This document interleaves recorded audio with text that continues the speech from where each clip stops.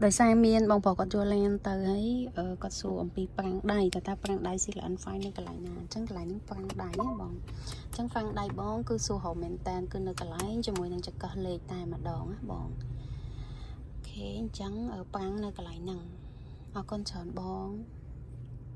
ai có miên sầm nô mùi tiệt đai có xa có việc ba ở phật tắc hàng khỏi phật tắc hàng móc ở đấy chứ ok គាត់ចេះបើកប៉ុន្តែសម្រាប់ផ្លិតទឹកខាងក្រោយត្រូវបើកមិនអញ្ចឹងកន្លែងផ្លិតទឹកខាងក្រោយគឺស្រួលបើកជាងគេ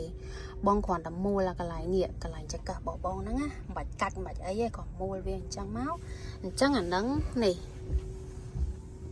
ឃើញអត់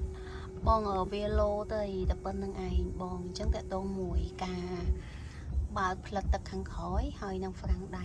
បងអញ្ចឹងបើបងមកមានសំណួរអីទៀតបងអាចសួរបាន